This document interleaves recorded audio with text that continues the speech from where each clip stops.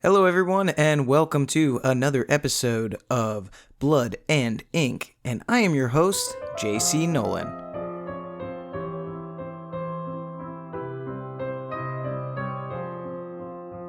Alright, so I'm really excited for today's episode. I have a brand new Fright Bite for you. It was written by me and just finished, so it is like fresh off the press, and so we will get into that Fright Bite today. I have named it New Beginnings, and basically it's when a college freshman, Dennis Grimes, volunteers for a paid medical trial. He thinks he's won the lottery. But as he uncovers the truth, Dennis realizes he may be a part of something far bigger and far more sinister than any drug trial. So this was really fun for me to write. I challenged myself in writing this. It's done in a journal format and with a first-person voice, and that's not usually how I write. So I'm excited to read that short story for you. And then later on, I am joined by my wife Ashleigh and good friend of the pod, Bee Lysko, and we recap and review the horror movie Teeth. So stay tuned for that. I will say really quickly, if you are out there protesting this week or last week, or I just want to say, you guys be safe out there and be smart. I'll just leave it at that.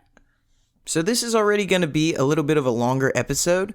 So without further ado, let us get into our Fright Bite.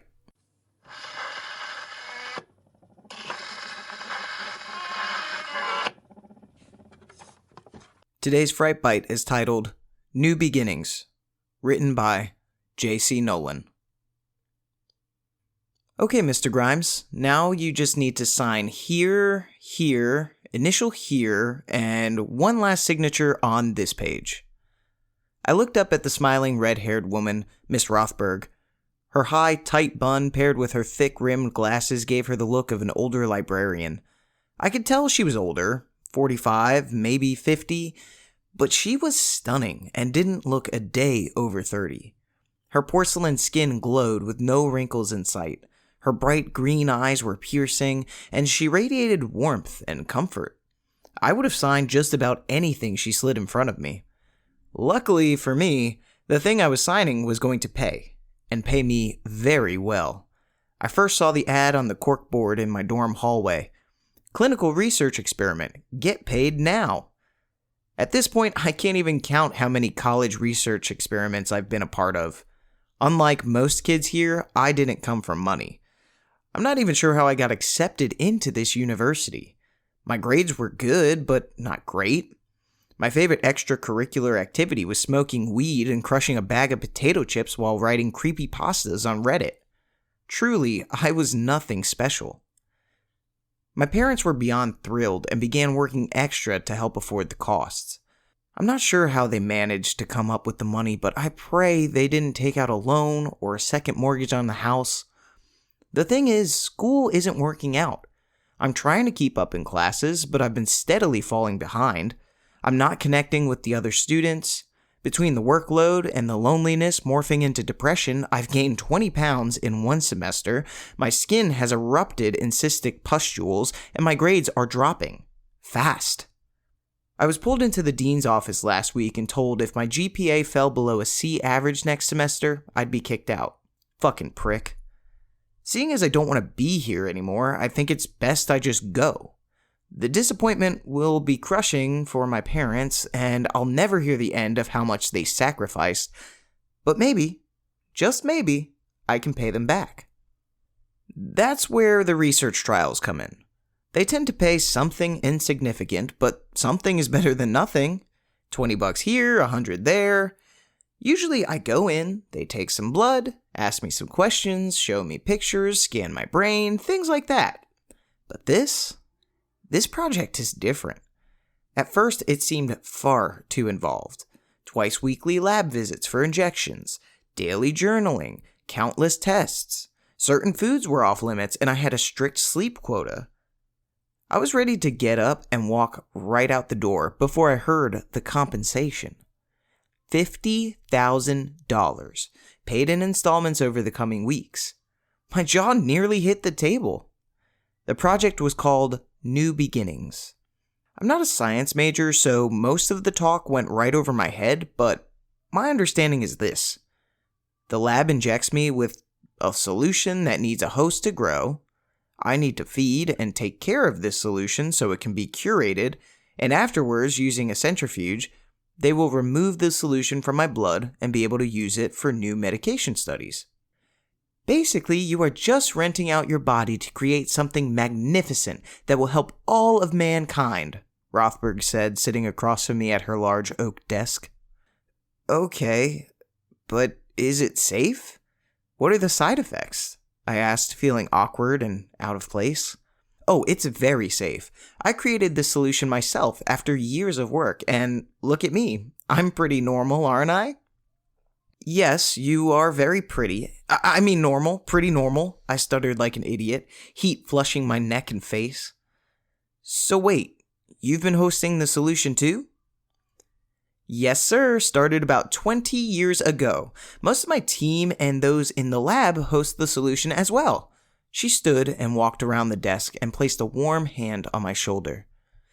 With just a couple more subjects, this medication will be ready and it will change history. You can be a part of that. A part of something out of this world. Her scent was intoxicating and her touch made my mind whirl. Okay, sounds great. I'm in. So I signed the intake papers, answered all the questions, and was given the thickest instruction packet I've ever seen. I received a case of solution food, bottles of muddy-looking water. I can't believe I have to drink 2 a day. I get my first shot tomorrow. Wish me luck. I guess I should start dating these journal entries. Dennis Grimes. January 6th. I received my first injection today.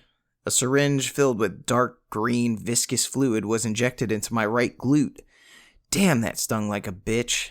And now it feels like I have a golf ball in my ass cheek. I'm glad Miss Redhead wasn't the one doing the injection today. The guy that did, Peter, he was tall, young surfer, blonde, with a perfect chiseled jaw and a chin dimple to go along with it. Just like all the other students and staff that seem to be at the school. He informed me that the site might be sore for a couple of days, but to just keep it clean. He said something weird, though. Something about the solution's personality. When I asked what he meant, he said the solutions sometimes act differently in different people, and to not be afraid when I see its personality.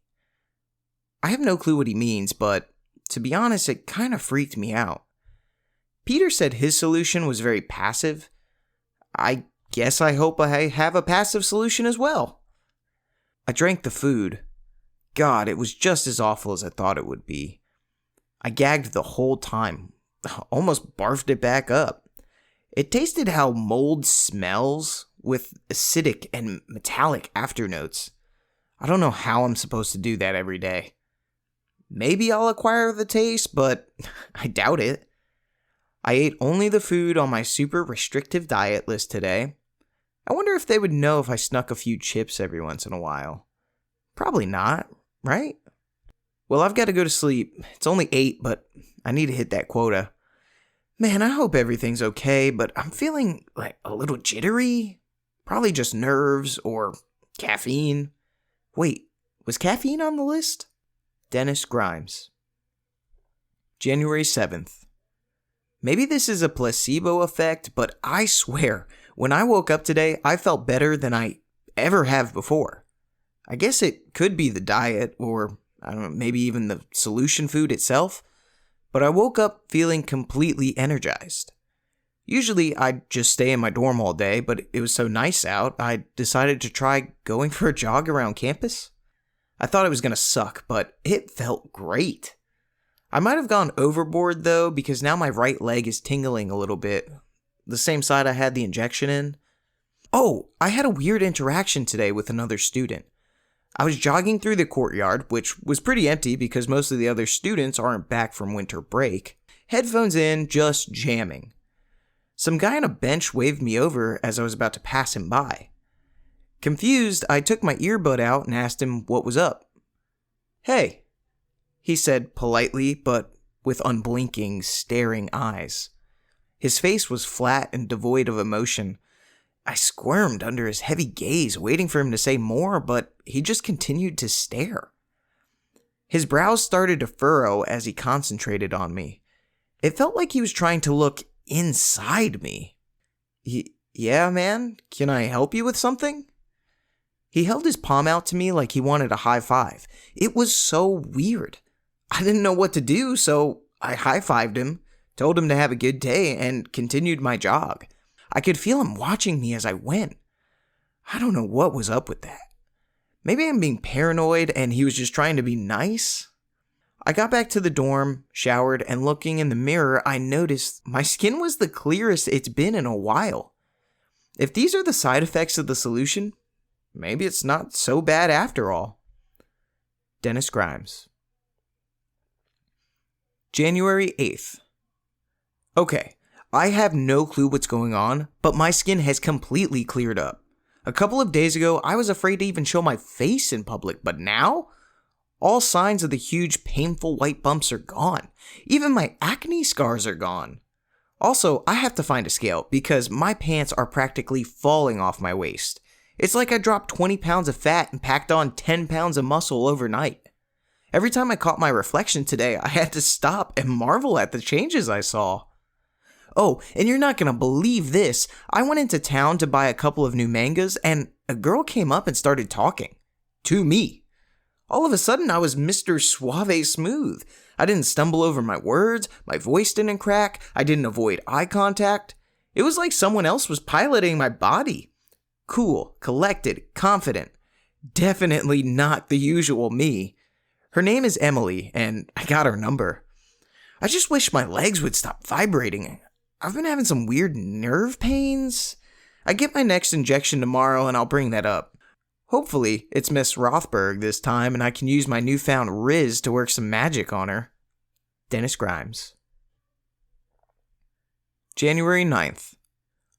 I don't know what the fuck this thing is, but I'm done.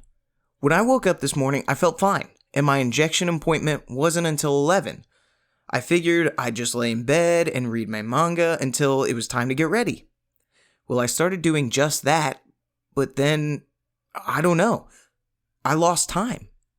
One moment, I was in bed, feeling this crazy pulling sensation in my spine. The next moment, I was standing outside of the lab building, fully showered, dressed in new clothes. Not fresh clothes, new clothes. Items I don't own and would never wear. I looked at my watch. It was 10:45. What the hell? I lost about 3 hours. And it didn't feel like sleepwalking where you still kind of know that time passed. It was like I was dead. Just nothing. I brought it up to Peter, who did the injection again, this time in my left glute. He waved me off saying that this was pretty normal and not to worry, that the solution knows what it needs and will always do what's best for the host. Excuse me? I didn't sign up for this. I didn't sign up to lose time and consciousness, to not be in control. I asked to speak to Rothberg, but was told she wasn't available, so I scheduled an appointment with her secretary for tomorrow. I was already thinking, this is bullshit, and started freaking out. I left the lab pissed off. As I walked back to my dorm, I crossed paths with a student, a young woman, perfectly prim and proper. She stared into me as we got closer, and at about 5 feet away, she stopped and held her hand out, just like the guy did in the courtyard. I noticed in her other hand she was holding a bottle of murky brown water. I wanted to yell. I wanted to ask what the hell she was doing. But when I went to open my mouth, it snapped shut. My legs were suddenly moving, walking me over to her. Fear weaved itself through my brain and my gut dropped. Anxiety rose, dragging a tidal wave of nausea behind it as I realized I wasn't in control. I stopped directly in front of her and lifted my hand, pressing my palm to hers.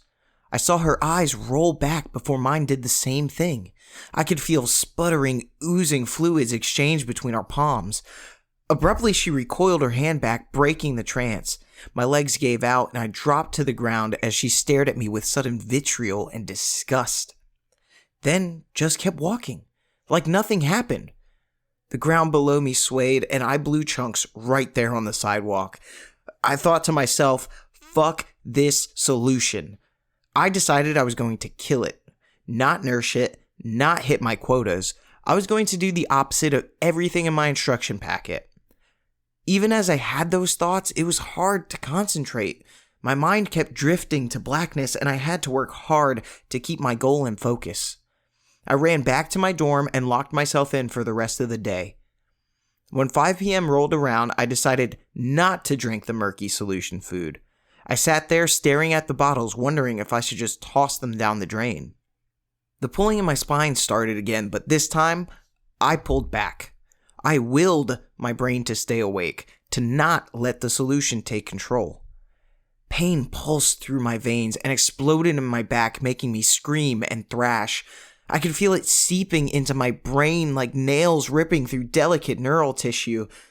I used every ounce of strength to fight it off, leaving me exhausted, shivering, and cramping from exertion. But I think I won. I think I killed it. I've got my meeting with Redhead tomorrow, and I'm telling her I'm out. I'm done. Dennis Grimes.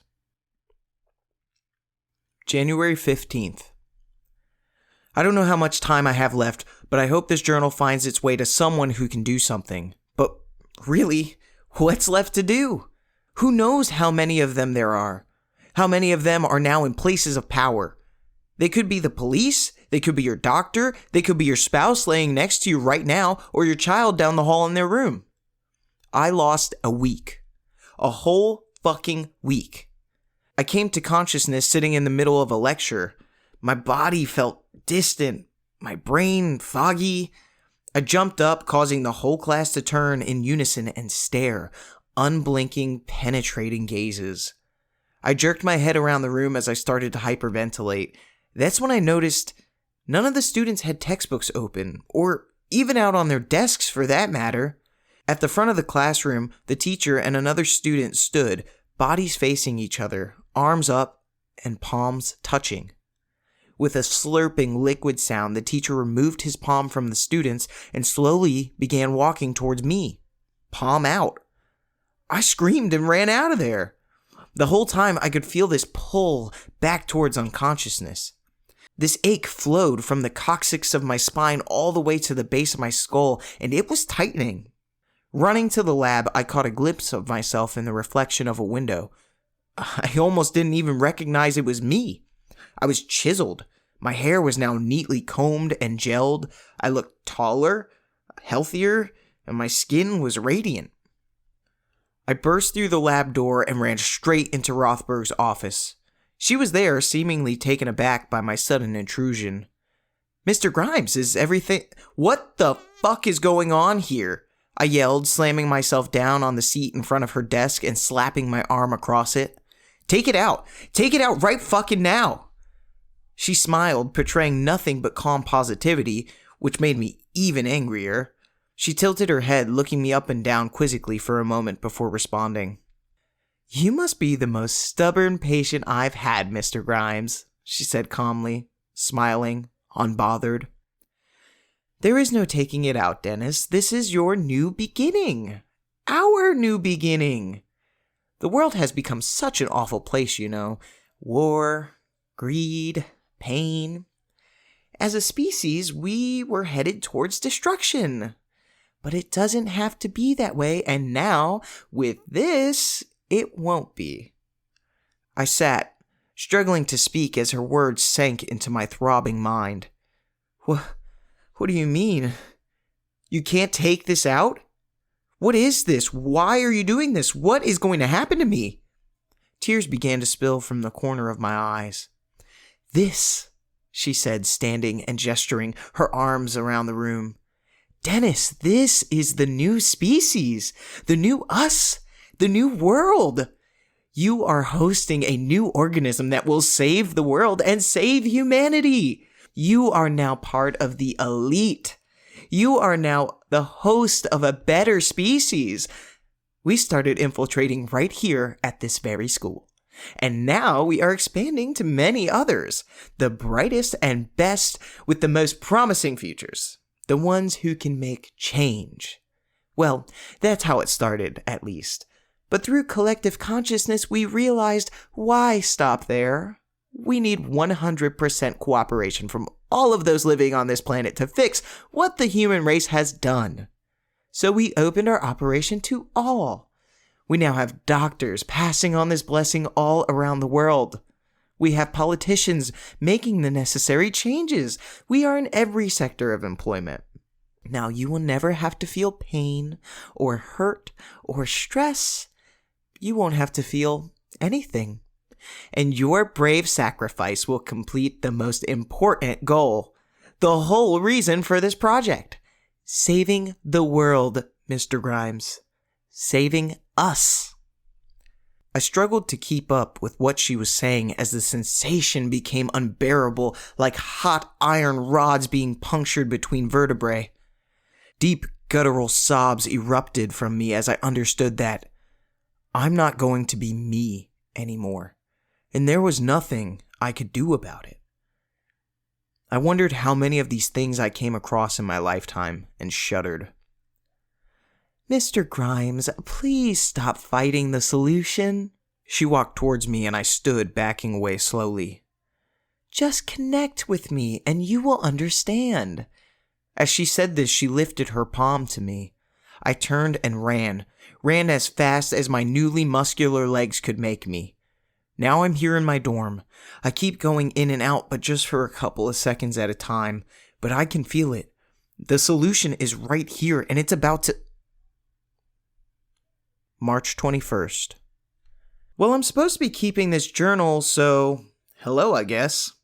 This experiment seems weird and too good to be true, but hey, I got into this school somehow, and now I'm going to be making more money than I ever had in my life. I got my first injection today, and man, it hurt. The team seems really nice though, and the guy that did my injection, Dennis, said it always hurts the first time, but soon I'd never feel pain again? Okay, weirdo. He's probably just another rich guy in school who wouldn't know pain if it bit him in the ass. Not much to write about today, I guess, so signing off. Tanya Brown.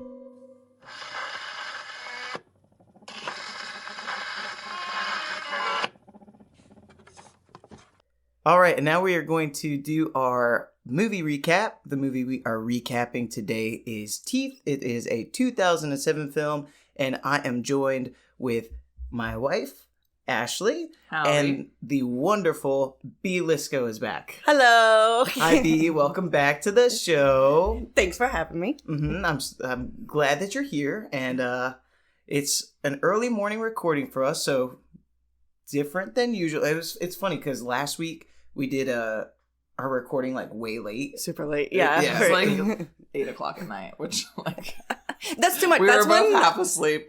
That's literally at our ages. That's when like our brain starts powering down. So Yeah. So we went the complete opposite end of the spectrum now, and we are doing 8 o'clock in the morning. So here we are. I love it. I after you guys asked me if I wanted to record at like 8 in the morning, I was so excited. I went home. I was like, Rob, if my friends don't start asking me for more coffee dates, they're fired. I don't want to go out at 8 o'clock at night. No. Tell me to come over and have some coffee at 8 o'clock in the morning. Yes. That's my vibe. That's why I've been seeing these like home before 10 clubs that are for like 30 years old and up, and I'm like, wow.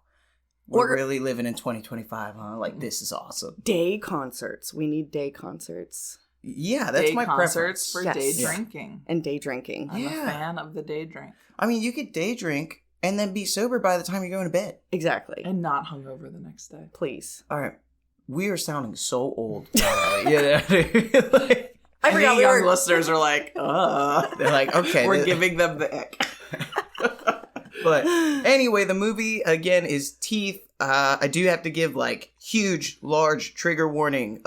This movie is rapey, it's molesty, it's got, Incesty. like, almost incest, but definitely still coming in. I would still say it's incest, yeah. It's very sex-based. And it's like and the not... whole plot. That's what the Yeah. plot goes around, is, like, And rape. sexual assault. Yeah, Yeah. rape, right, yeah. So, Well, if... and like sorry. the power dynamics of sexuality. Yes. Yeah. So if that is going to be triggering for you, this, might not be the episode. So I did just want to put that out there, like right there in the beginning. But this movie was written and directed by Mitchell Lichtenstein. I think I got that one right. Lichtenstein. And it did have a $2 million budget. That checks out. Math checks out. Yeah. And that's not even but to $2 be million where? right. Okay, yes, exactly. My point is, I didn't. That prosthetic wasn't penises. Yes, it wasn't a shot at the movie in general. I have always liked this movie, and I still like this movie. But yeah, there isn't much to spend money on. Not really. Yeah. There's, other than prosthetic penises and fake blood. Yeah. Besides that, yeah. Yeah. So, this movie rated 5.4 out of 10 on IMDb, which I thought was kind of low, honestly. Yeah, what the fuck? And then it got 81% on Rotten Tomatoes, which seems about right. Yeah. I like that. And I thought that this was funny. The tagline for this movie is "Every rose has its thorns." And I'm like, okay. that's Actually great. Yeah. And then I also I saw somebody on YouTube that was talking about this movie, and they had titled their video "When the Wop Bites Back." Yes, and I was perfect. This is awesome. But well, I guess we'll just jump right in. You guys ready? Yeah, I'm all set. Okay, there is a fly buzzing around. I do apologize. It's summer in Virginia. I know, it happens everywhere. Yeah, they've been crazy. But okay, our movie starts out kind of outside of a middle to lower class home. We see this nuclear power plant behind the house. It's like these large smokestacks, and there's Simpsons. Yeah, a little bit. Oh, wow, yeah. I didn't even think about it. And those smokestacks are seen several times throughout the movie, so I think there's some meaning there, and we'll kind of probably touch on that later on. We see two younger children, a boy and a girl. They're playing in the pool or like a little kiddie pool. Again, they're young, like 5, 6. I don't know. Maybe the boy's 8. I don't know. I was thinking the boy was maybe 6, 7, and then the girl is maybe 4, 5. I would have put him at the girl 4, the boy 7. I mean, young. Yeah, they're very young, and their parents are sitting close by in some lawn chairs. Looks like they're just having fun, kind of drinking. And we do learn though that this family situation is kind of a mixed family. Those two children are step siblings. The brother is Brad, and the sister is Dawn. Yeah. And Dawn is our main character. So Brad's already off the bat, even as a child, I'm like, this guy sucks. He's like a little dick. Yeah. I mean, he's so mean. Yeah. We get this weird, just Brad kind of turns to his stepsister Dawn and is like, okay, it's time for you to show me yours. Which, off the bat, we're starting with some nastiness here. So, suddenly, Brad kind of exclaims out, he's like, ah! And parents come running over, oh, what happened? And Brad shows the family his finger, which looks like it, he almost got the tip kind of cut off of his finger. It's bleeding. It's bad. It's deep. Mangly. Yes. Yeah, so...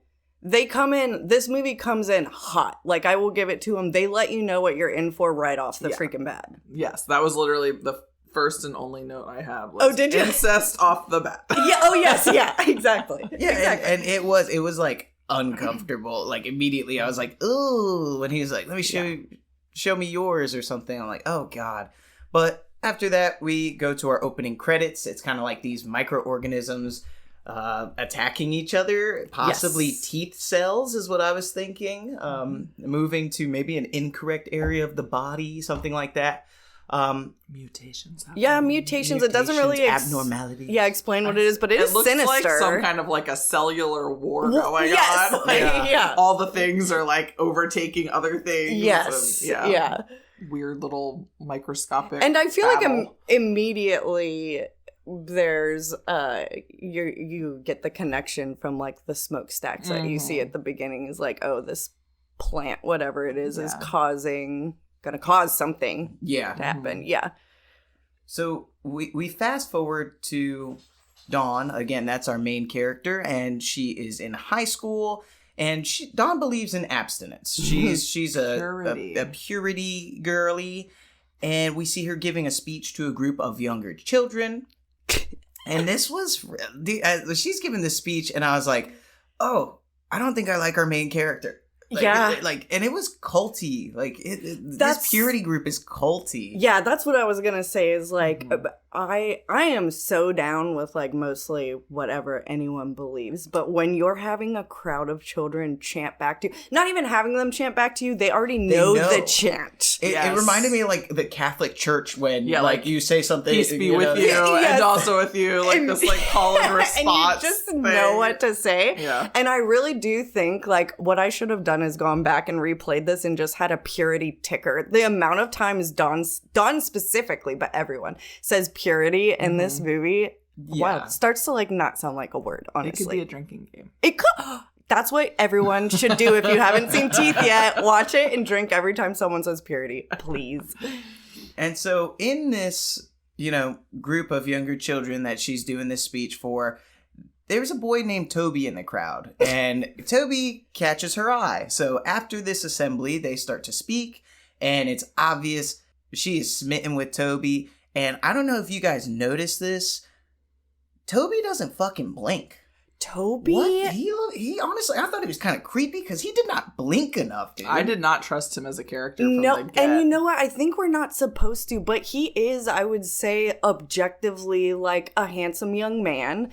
But yeah, the vibe he gives off is unblinking, just staring, 1,000-yard stare. Yes. But you can tell that he's like very interested in Dawn as well. Absolutely. There's a lot happening. He's giving me serial killer Jonas Brother. Yes. Oh, yeah. That's perfect. Right? Okay, that's perfect. Right? Okay, I can see it. I did think it was hilarious when she was giving that speech and she was like providing examples of like, yes, what would be considered like scandalous or like the epitome of like trashy, and she's like, these girls in the music videos, and I was like, oh, because a music video is just so I'm actually so glad you brought this up, because this has just been a tale as old as time. One of the other things she brings up is if your purity is a gift. Like you're giving that as a gift, and if you just walked down the street and gave a gift out to everyone you saw, it wouldn't be a gift then, right? And I'm like, first of all, let's just this whole idea of virginity kills me. But at the same time, also, I'm like, you could still give a gift to everyone you know. Yeah. Your argument is stupid in both ways. Every time we have sex, it's a gift, babe. You're welcome. You're welcome. Yeah. Well, and I think, like, if we're kind of respecting women and their ability to have sex with whoever the fuck they want, like, they're like, it's like sexual power. I think we also have to respect like somebody choosing abstinence. It's like two sides of the same coin, but this way about going about it and this like forcefulness and this like, no, you're wrong if you choose not to. Right.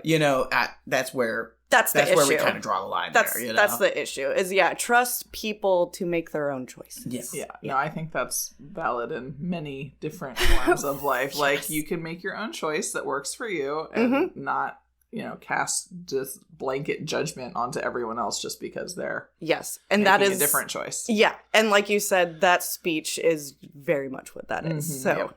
So Dawn goes home, and we see a little bit about what her home life is like. We do see those nuclear power plants again. They make a point to point them out in the background, but we see her mother is sick. Yeah. I don't think they ever say what it is, but again, probably from the nuclear power plant. That's what I'm guessing. We see, her stepfather seems like a really nice guy. And then we see her older brother, Brad, again. He's now he's just a large douchebag. Yeah, he was a small douchebag before. He's a full-grown douchebag. So he, lives in this dark bedroom with a bunch of pictures all over the place of like naked women, and he's like smoking cigarettes in the house. He has this big ass like gnarly dog in his room, listening to metal, smoking. But okay, let's talk about the chops. He's got these big chops. I fucking hate them. I hate the side chop thing. And but he does have some pretty freaking eyelashes. I hate to say it, his eyelashes were beautiful.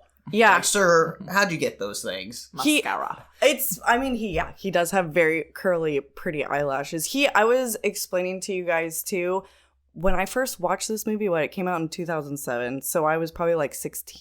No, but like 15 or 16. He scares me. I think I told you whenever I thought about, like, whenever I think about something scary, like an intrusive thought or a nightmare or what, like, he gives me goosebumps, like, when I look at him. So he's like your boogeyman. Yes, he is the scary, like, and I think this movie just made a huge impression on me because he is, like, the face of, I don't know. He scared the shit out of me. Well, it sounds like you watched it also when you were very much the age that, like, Dawn is in this movie. Yes. And, we're probably in situations where there were, like, cringy boys and men like that boys. In my life. Yeah, exactly. And he's just, they did a really good job at making it a very, very stark contrast. He is the exact opposite of Dawn. Yeah, which is crazy because they, like, same house. But we kind of find out, I guess, why, like, later on. But, I mean, it's not really an excuse. I thought the excuse was stupid. But because they are almost like a sitcom family.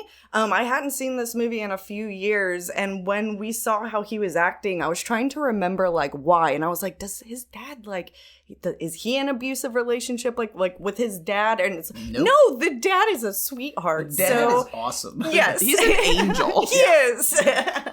And I'll just put this part in here.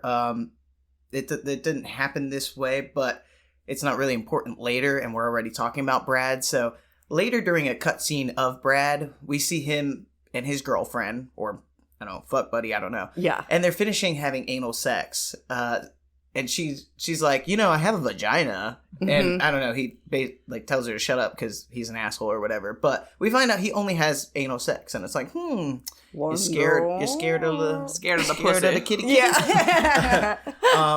And it also just seems like generally he treats women like shit, because then he proceeds to, like, rub a dog treat all over his girlfriend's mouth, and she seems super uncomfortable. But she's not into it. Not a vibe. So that's just kind of to give us Dawn's life at home so we can see that. I think that's why the director put all that way. But next we see Dawn going to school. She's obviously made fun of by the general student population. And we see her in health class where she's learning about the reproductive systems. In their textbook, they're showing the male genitalia.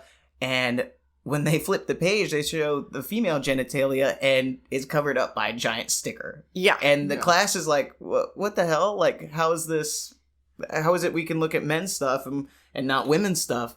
And but also, thank you. Why is it covered up? It drives me nuts. And I don't think that's that far off. I feel like I feel like health class is always like, yep, here's a big old penis, and then let's whisper about the vagina. You know what I mean? Yeah, it's a male teacher, which, hey, that's fine. But yeah, he's, like, having no issue talking about the penis and explaining, reproductive nature, this and that. And then, just stuttering right over the vagina. But it's funny because as much as I didn't like Toby from the get, yes, he is one that's more vocal in this scene as one of the students, and he's, like, using, like, anatomically accurate names, like calling it the vulva, and, like, I was like, oh, okay, like, he's maybe a little bit of a feminist. Was that Toby or Ryan? I thought it was Toby. It was Toby because he also he's trying to, like, impress. He's trying to impress Dawn, because he says he's faking, but women have a natural modesty. Dawn about said them. women. Does she? Yeah, she's like, women has a natural modesty, and Toby's like, yeah, what she said. Yeah, exactly. But and this was another point where I was like, oh my god, this girl sucks. Like when she was like, women are naturally modest. I'm like, don't put me in your modesty box. I'm like, what a prude. Like, is that another name for her vagina, her modesty box? Oh, it should be. Dawn would love it. I also, box. With Dawn, I was on an emotional roller coaster about how I felt about Dawn the whole movie. Because at first you're like, oh my gosh, this little girl was, like, sexually assaulted by her stepbrother right in the beginning scene. Mm-hmm. But then you go to, oh my god, shut the fuck up. Yeah. And then you go to, I know she believes in abstinence. Like, she shouldn't be being bullied in school because she believes in abstinence. So then I'm on her side again. And then in the classroom, I'm like, again, shut the fuck up. And then in the classroom, I'm like, oh, this is why you're being bullied. Yes. Yeah. Pretty much. I get it now. So we see Dawn with two of her friends. Those two friends are dating, but also practicing abstinence. And those two, along with Dawn and Toby, kind of all decide to do a double date. Mm-hmm. And they decide to do it this way because they want to, like, police each other to make sure they don't do anything too sexual. Oh, them having those conversations out loud, too, are just, like... It's just bizarre to me. I know. Even when they go to choose a movie, they're like, ooh, maybe we shouldn't watch the PG-13 movie. There's going to be, like, too much kissing and stuff. So they watch, like, a rated G. Like, it sounds like a cartoon, you know? Yes. Yeah. And they also decide, I believe right after this, to go hiking together. Yeah, it seemed like, lake spot. Some kind of, swimming hole. Yeah, so they go hiking to this little swimming hole, and Toby and Dawn are talking, and it's they're all cuddling and being super cute and stuff. And then Toby tells Dawn that he has had sex once. So, but he's a virgin in his eyes. He's a virgin in his eyes. He's committed to abstinence. Meaning the Lord. Yeah, and you can see Dawn's opinion she sway a little. Yes, recoils. She's like, oh, God. And she's just like, won't look at him anymore. Like, you can tell, like, this really, like, fucked her up. It did. It confused her. It confused her feelings greatly, and I found it so hilarious because I don't know if we want to super get into this, but it's the classic, like, I am practicing abstinence because I'm a Christian. I am not talking about all Christians, but it's like, you're practicing that and believing that so hard, but you can very easily judge Toby when you're also supposed to practice, like, not passing. It's just very funny because it's like, oh, so nothing ever changes. No. But and I'm sure she's heavily conflicted now because on the one hand, this goes against her very strong belief system, and on the other hand, she still wants it. Oh, she wants it. I think that's a great point. Teenagers. Yeah, I think that's a really good point to bring up because heavy throughout, like, this whole beginning of the movie before, like, we shoot up, we go from 0 to 60. There's a lot of sexual tension, and she brings it up almost every time she feels it. She's like, whoa, hold on. Like, stop. Purity. Yeah. Remember. Like, she's always saying shit like that. Or pointing to her purity ring, which cracks me up. She'll just point to it like, hello. Oh my God. So after, their hike and where Dawn's like, all right, well, we should probably go now. She goes home, goes to bed, and starts daydreaming about Toby and her's wedding. And she almost starts touching her no-no square. Almost. But, that is not pure. She cannot do that. So, and she even, like, stops herself and she's like, purity, remember, purity. And I was just like, oh my God. And, can we talk about what a, like, awful way to live? I think, like, controlling yourself through, like, guilt like that, like, I don't know. I hate that. I hate that as an idea that, like, gets pushed on to kids. Like, no, you don't have to learn about your bodies or stuff. Just feel guilty about every natural thing that you're fucking feeling. Yes. Guilt and shame. Yeah. Yeah. But I feel like religious guilt especially is, like, such a thing, and it actually ends up driving people to doing crazy ass shit because they're so repressed. Oh yeah. And they have never actually, like, had a healthy relationship with their own feelings. Right. Christian/Catholic guilt, because I feel like the term is Catholic guilt, it is heavy. I mean, you got just wild guilt, baby? I think. No. Thank God. Peace be with you. The rosary's hanging nearby. We're in a safe space. I think it's also, is it around this time? I'm so sorry to the listeners. First of all, I don't have notes, but also I only took 2 notes. You guys have now that seen. Was more notes than you took the last time. Yeah. Well, I was going to say. She rewatched the last time. Yeah. And then I wrote notes down. But you guys have now seen how I watch a movie twice now, and I focus a lot on snacks first. I eat a lot. I focus on eating, and then I get sucked in, and I can't often do 2 things at once. So apologies. But I've seen this a few times, so whatever.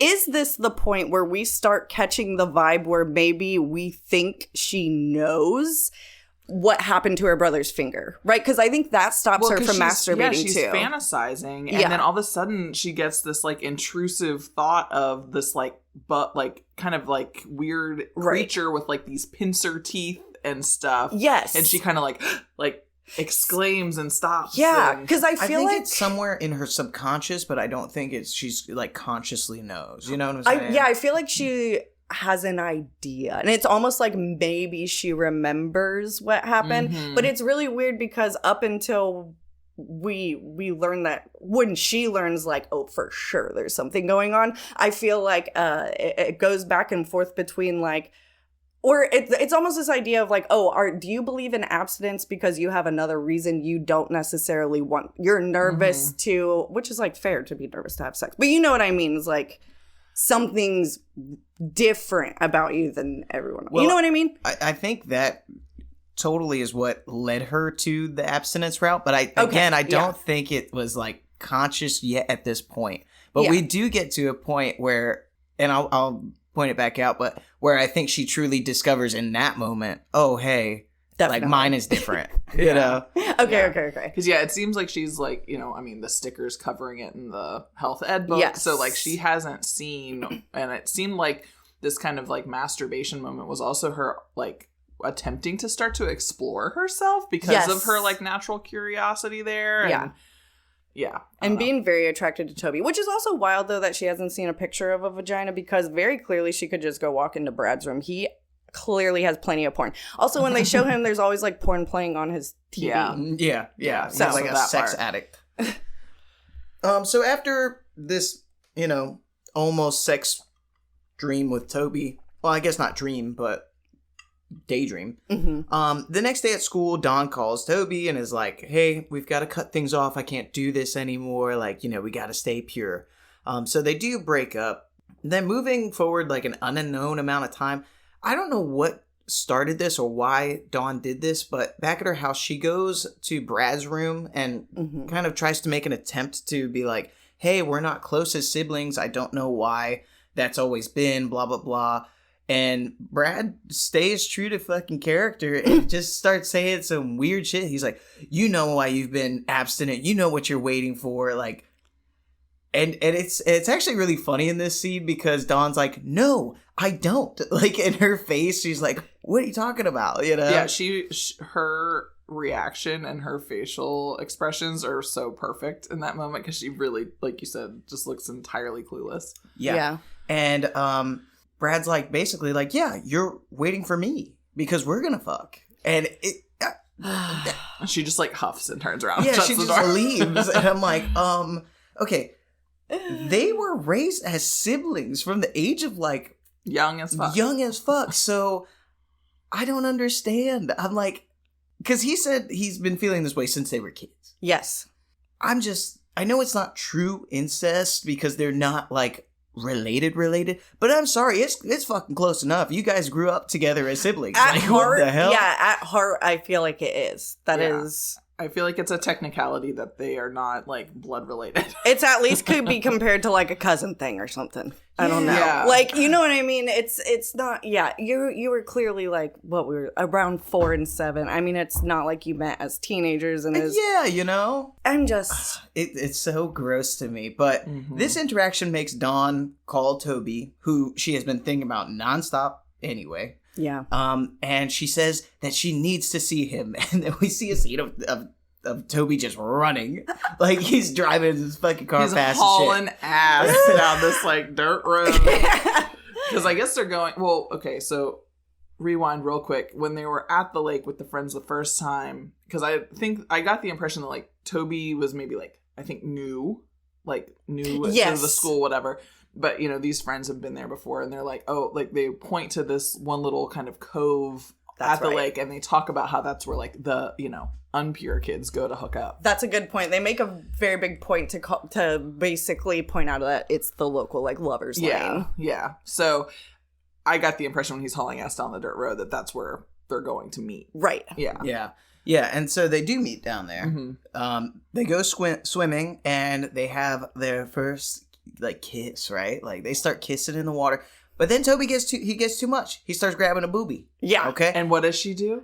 And she goes, purity. And removes his hand from her boobie. So then she swims under, like, into that little cove. It's kind of through, like, a little waterfall. And, yeah, this is where the teens in the town usually have sex. There's even a sleeping bag in there, which I thought was gross. Not only is there a sleeping bag in there, she goes and sits on the sleeping bag and then covers herself wraps up. herself up with this old, mildewy, freaking gross-ass sleeping bag. It literally makes me nauseous. Yeah, it's cringy. It's It's so gross. It was gross as fuck. I was like, ew, you've got that over you. It's like a damp cave. Yeah, and teenagers having sex on the sleeping bag, and she's like, I'm cold, and like wraps herself up. Like, you know what's unpure? That fucking sleeping bag. Get it off of you, you know? Bitch, go home. In my notes, I put that JC calls Toby a young John Travolta at this point. Oh, moment. yes. Yeah, he did kind of, at that point, he did, though, with the wet hair, you know? And like his bone structure was giving Yeah. John Travolta and the for chin sure. dimple. Yes. A strong butt chin. Yeah. Yes. So Toby joins her in there. They start kissing again. And it's obvious he's trying to make a move here at this point. Things are getting really intense. And Don is like, hey, okay, you need to stop. Yeah. And this is where we get the gem of a line from Toby where he's like, I haven't even jerked off since Easter. Oh, my God. And I was like, good Jesus, man.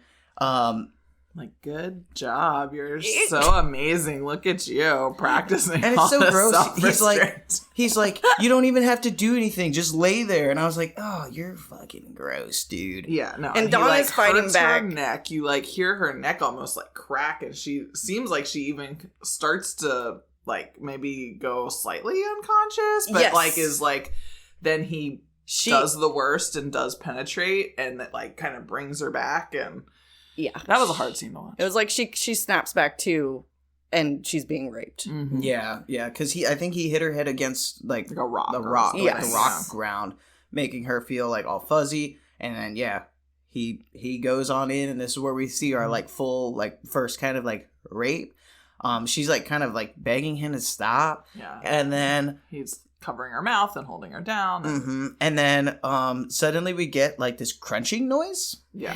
So I wonder what they used to make the noise. You know? Bag of Like- crackers. I don't know. I love those videos of how they Yeah, do that. yeah. Yeah, it's so creative and cool. And I love this part because when you first watch it, I mean, you have an idea of what the movie's about, but Yeah, you're like, yeah. wait, what's happening? Because he just goes quiet for a second. And like his eyes get big. His eyes get huge, And then he yells and she yells, and they just have this like hilarious exchange of like and yeah, so he like kind of like withdraws his body, and we see that his dick is missing. We got a bloody stump, y'all. It's a stomp. And I love that they always show it. Like Yes. they always straight up show these dudes with no fucking dick. Well, because all of a sudden there's just like this little floppy like top half of a dick, Yes. just like flops on the Laying. ground. But and yeah, he's bloody. He's making these awful noises. I will say, I think the acting here was so awful, but it like worked for this kind of movie. You know what I mean? Yes. No, it's perfect. This is a campy movie. Yes. And you know, I feel like that almost makes the movie so watchable and almost like it's such a heavy subject that it brings some kind of levity Yeah. to it. It brings like relief. It makes for you feel sure. like you can giggle. You need it. Yeah. Yeah. So Toby kind of jumps out of the alcove, and Dawn is left sad and confused, and she's crying. So she goes home and she showers, and she's like starts to feel a little angry. I think she's angry at what happened. You know? Yeah, angry, but also I think they do a really good job at portraying the majority of people who experience rape and sexual assault.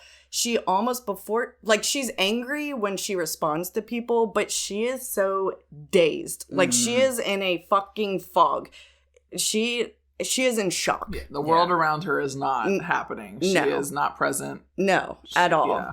And even the next day, she has to go do another like assembly for children, and she is really struggling out there to talk about purity because I mean she was just fucking raped, and she is dazed. She seems like she's not there. She's confused. It's almost like she doesn't even know like who she is anymore. You know.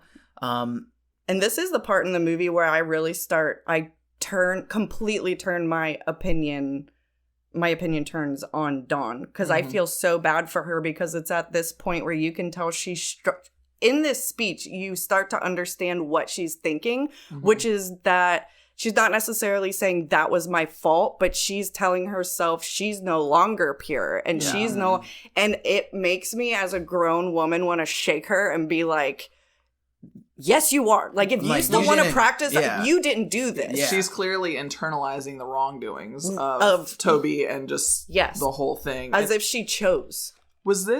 Was it when she was kind of giving her speech? And of course we have those like culty, like speaking in unison vibes again a little bit, but then does she kind of like trail off on a bit of a tangent? And, yes. And she's like talking about like woman coming from man and Adam and Eve. Like, was that that moment? And then she's kind of like hallucinating, because like in her first speech, like we said, those kids are actually repeating stuff back to her.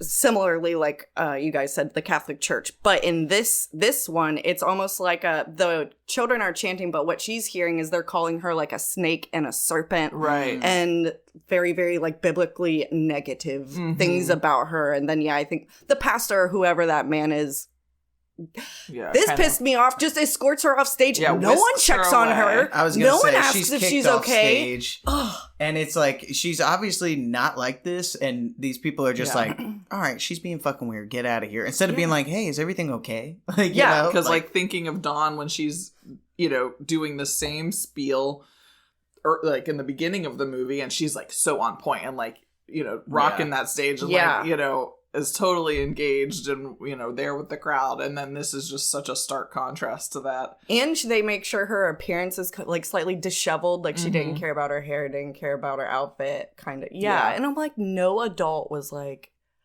what's up? Like, can we check on they you? Were like, get the fuck off, you're embarrassing us, So Dawn gets kicked off the stage, and we see her friend Ryan, who is like just another classmate in her biology class, and Ryan gives her a ride home. On the ride home, he asks her for a date and even gives her a business card. She laughs in his face. She does laugh, but not like because he asked her on a date. It's just like the craziness of what happens, and she goes, "That's so funny." Yeah, and he's like, "Well, what's so funny about it?" And I will say, the business card. That's pretty classy. I like the business card. It's very I like the Kevin business card. G from Mean Girls, like the high schooler that has a business card. Dude, I just want to start carrying business cards for no reason, really. Just so you can have them. Yep, just slide it over to people. Podcast. Yeah. Vistaprint, baby. They always have like 40% off site-wide. I could. I might have to. Like I said, I just want to have it to slide over to people across the table and be like, take my business card. Rob can make you some engraved metal ones. Oh, that's cool. That's fancy. Hell yeah. I got you. I'm going to like, surprise him. It's like the Amex Platinum card. It's like the JC Nollen Platinum business card. Oh my god. So Ryan drops Dawn off at home. He's hurt. He drives off. Dawn decides she's going to go back to the cave. She wants to kind of piece together, like, hey, what the fuck happened? Well, because nobody has seen Toby since then. Yeah. Throughout this, she's asked a few people, have you seen Toby? Yeah. And they're like, no, not since a couple days ago or whatever. Yeah. So yeah, I think she's trying to see. Piece it together, like, well, he was bleeding, and now he's not here. He jumped in the water, and I never saw him again. Yeah. So Dawn just immediately, I don't even think she goes inside. She just hops on her bike and starts biking over there. Yeah. Ryan, who was driving away, decides to kind of come back around the corner and and confront Dawn and being like, why was that so funny? But he is met at the door by Brad, who immediately punches him in the face. Hard. So, yeah. Hard. And he goes down.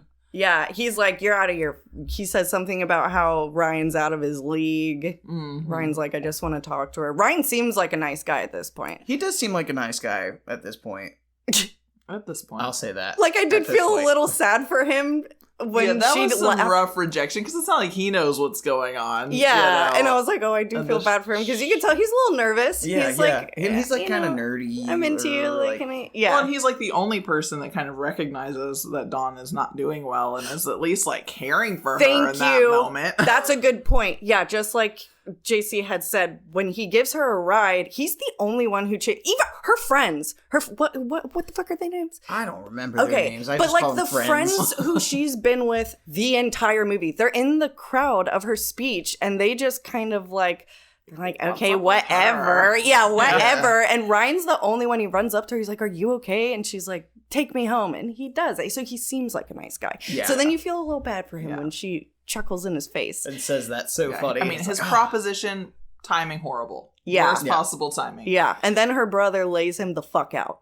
Yeah. Dawn goes back to the cave. She like slowly kind of gets up in there. She goes to look and she screams. And we see the camera pans and we see Toby's pee-pee is being eaten by crabs. And this was hilarious. I just have crab eating penis in my notes. Crab eating penis. Because she didn't see that his pee-pee was off.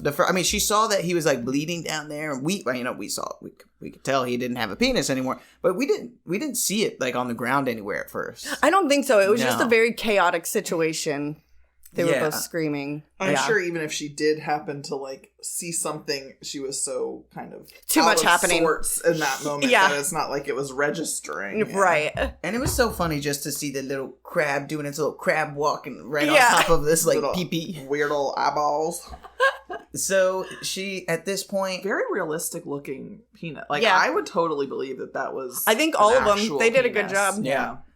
So at this point, she takes off her purity ring and she's looking at it and she decides she's going to toss it in the water. And this is also a point where I felt super bad for her because, again, like I don't believe in, having to save yourself for marriage or anything, but she does. And that has been such a big part of her identity and her as a person. Her whole life has just been like this purity and for her that's gone. It was her personality. Yeah. Again, this is another moment where as an adult you want to shake her and be like, I think I said when we were watching it, girl, put the ring back on. Yeah. That means no, if that's important to you, it's not, you didn't choose to do this. It makes you so sad. Yeah. I felt bad for her. Now she does go back home and at this point she takes out that health textbook. And she wants to see what the vagina looks like. So she works really hard to carefully remove that sticker. And this is the point where I think she finds out her vagina is different. Yeah. Because she starts Googling. She looks at the image and is like shocked. Like she has this look of shock on her face. Almost like, well, mine don't fucking look like that, Yeah. So she starts Google searching, like you said, vaginal abnormalities. And it leads Dawn to believing she might have something called vagina dentata. So, because she believes she might have this thing, she decides she's going to make a doctor's appointment. Which, like, go her, because I feel like at that age, I would not have necessarily, like, been like, oh, yes, let me go to the gynecologist. I would have been freaking out. But I also, when she's Googling, a lot of stuff is coming up. It's like folklore, right? Yes. So there is it's like a myth. It's like a myth. And we hear about all of the different beliefs it comes from when she's like screaming about it later. But I think she's really it's like is it WebMD? Yeah, WebMD, like when it tells you you're going to die because you have a headache or whatever. Yeah. That's essentially what's happening here, but it's because of like mythical like folklore from like, I think she says the Egyptians, the Greeks, I mean, just no, and it's like a million showing different... all of these different like, sculptures and different things depicted and, throughout history. And... Yes. And you know what's so funny? Like I was doing some research on the movie and I was watching somebody talk about the movie a little bit. And he was like, when we got to the point of vagina dentata, he was like, yeah, which is crazy because like it's an actual thing that can happen. And I was like, no, it's not. Yeah. But it's like molars. It's not like from what because I Googled it when I was a teenager. I was like, is it like an absorbed twin? No. So every once in a while, you might have there's been a person with a tooth that grew out of his foot because a tooth cell from when he was in the womb ended up in his foot. So something like that can happen, although I could not find anything that like said like that has happened with a vagina. Yeah. I've not seen that. But this guy in the video that I was watching straight up believed that no, women, it is a rare genetic thing that can happen. I'm like, no, sir. That doesn't... Oh, are you telling me I'm wrong? Or are you saying you don't want to believe it? You? Yeah. No. I thought it was something that could actually happen. No, it cannot happen. Oh, thank God. I thought it really could. I'm Googling it right now. Okay. Well, I was going to say, tell me. We're going to do some Googling. Wait, and I'm going to pause. Okay. Okay, so after some Googling, we're safe to say vagina dentata as the thought folklore. Yes. But medical anomalies where a tumor can show up in the vagina, and that tumor can contain like a tooth. Mm-hmm. It's not like a some kind of cells that produce a tooth or whatever. So we're all kind of right, but I'm still saying vagina dentata as a thing. Yeah, not accurate. And I'm a fan of that. We feel good about this. Yes, we do feel good about. And then this. Ashleigh and I were also talking when she's Googling. This is also the point, and we learn from the folklore that according to folklore, she has to have like a hero save her to get. I guess the hero has to conquer the teeth. Yes. Okay. So she makes that appointment. She goes to the doctor to get her kind of pelvic exam. Mm-hmm. In my opinion, this doctor, creepy off the bat. I was like, I don't trust him. This is the. So he has her scoot down the table, which is funny. I'm sorry. Yes. He's like, scoot down. Scoot it down is more. It's so accurate. When you go, I'm like, my whole ass is hanging off this table right now. Like, what more do you want? Yeah, how about you scooch towards me? Yeah. Okay? Jesus. And he tells her, he's like, don't worry, I don't bite. And I thought that was funny. That was funny. So he starts what seems like this normal pelvic exam at first, just, checking stuff out before we see him take off his latex glove. And I'm like, that's weird. This is the worst scene. I was squirming the entire time. Because also he asks her, have you ever had a pelvic exam before? And she says no. And that's when he gets the idea, oh, I can do whatever the fuck I want then. Yep. So he takes off that glove and then he starts squeezing lubrication all over all his fingers. And he's already making that like kind of... his whole hand. That claw thing that you know, like... Yeah. How would one describe that? It's almost like the Italian chef hand. Yeah. The Italian hand. That's exactly what it is. Oh, that's so fucking funny. So he starts going in there, and you can see Don's like, she's like squirming. And he's like, oh, just breathe. He's You're so fine. patronizing, and he's like, just breathe through the pain. And yeah, at this point, he's trying to fist this whole girl's vagina. You're like, wow, you're really tight in there. I'm like, ugh. It makes me so nauseous. It's a scene. It goes on for entirely too long. It does. And at that point, you're like, bitch, you can bite his hand off. Do it now. Yeah, and Dawn is writhing in pain. She's like screaming out, and she like is attempting to not hurt this doctor and to like be calm, but she cannot. Yeah. And so after being unable to bear any more of what's going on, and we hear the doctor say, "Wait, what is this? What did you put in here?" Right before we hear that familiar crunching noise, and her vagina bites down on his hand. Now, this scene is freaking hilarious because like, as it bites down on his hand, the doctor cannot pull it out. Yeah. So he's like flinging around trying to rip his arm out of her like fucking vagina. And again, she's screaming. And she's screaming. He's screaming. She's getting like tossed around the table via her vagina because he's trying to like get her he's wearing her like a puppet. It's like a bear trap over his hand at this point. Like, yes. The motherfucker is stuck. So finally he's able to pull it out. We see that he's missing like all of his fingers, which I say, if you're gonna be rapey, I do believe you should lose your appendages. Yeah. If you're gonna do something without a woman's consent, I think your pee-pee should be bit off, your fingers should be bit off. That's what I said about Toby too. Yeah. Lego. And the doctor's hand is bleeding. There's blood squirting everywhere, and he starts screaming, "It's true! Vagina dentata! Vagina dentata!" And again, you need that comic relief. The levity. You need it. Yeah. So Dawn hops off the table and like runs. She runs out of there. What if fingers were just falling out of her vagina while she was running away? They were on the ground, weren't they? They were on the ground. And also, why the hell did no one come in that room when they were scripted? That pisses me. Right? Why was no one in the room for that? This is me just... No, I have that as a talking point. Being me, you should always have someone else in the room. It should never just be the gynecologist. I figured I literally wrote my talking points. Off the bat, I thought the situation was weird because there was no other nurse in the room. And, we know as adults that if you're getting a pelvic exam, there's supposed to be somebody else in the room. But second, also, I don't know, do you think the director knew that? Or the director is just a man and so... Like he didn't know that there was supposed to be someone else in the room. I think it's probably one of those situations where you kind of have to suspend your belief or knowledge of what you know to be true simply for the scene to happen the way it was supposed to. Well, I just wonder if because the director obviously has never had a vaginal exam because he's a male, so maybe he didn't even know that there was supposed to be somebody else. Yeah, but I will say also, okay, I have 2 kids, 1 boy, 1 girl, cisgendered.